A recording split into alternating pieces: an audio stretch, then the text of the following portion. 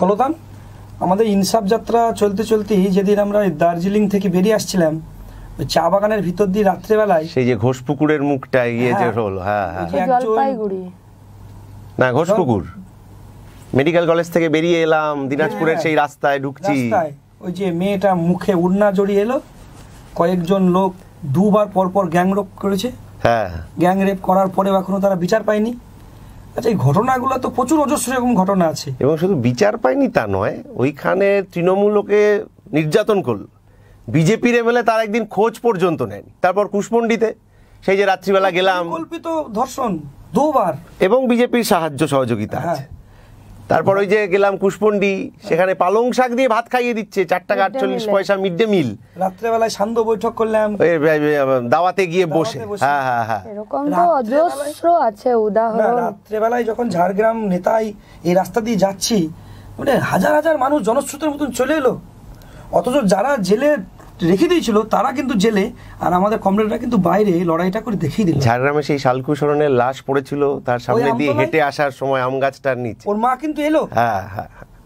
কিন্তু এই যে এত অজস্র ঘটনা, বালি খাদানের শ্রমিকরা চলে এলেন, কাজ না পাওয়ার যন্ত্রণা, কারখানার গেট থেকে বেরিয়ে চলে ডেলিভারি শ্রমিকরা এলো কথা বলতে, গিগ শ্রমিকরা এলো। মুর্শিদাবাদে সেই ভিআরপির কে সেই হাতের মধ্যে চিরকুট গুজে দিয়ে গেছিল আমাদের দাবির কথা বলবেন বলে।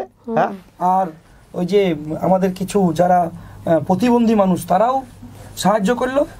বারাসাতে ওই যে যারা ভিখারি তারাও তো টাকা জোগাড় করে আমাদেরকে দিলেন যে তোমরা ব্রিগেড সমাবেশ আর ইনসাফ যাত্রা করো। ঠিক ঠিক ঠিক। এই ঘটনাগুলো কি হবে কি, এই সবটা নিয়েই তো আমরা একটা কাগজ করছি। তো এই যে ইনসাফ যাত্রার উত্তাপ এই সময়ের মধ্যে 50 দিন ধরে আমরা পেয়েছি। যারা হেঁটেছে তারাই লিখবে, তারা লিখেওছে। এই যা উত্তাপ, এক জায়গায় করো, এই উচ্ছ্বাস, এই উদ্দীপনাটা আর এই সাহসটা, প্রত্যয়টা, এইটা দু মলাটের মধ্যে আমরা একটা বই করছি। কিন্তু বইয়ের দাম করে কি হবে?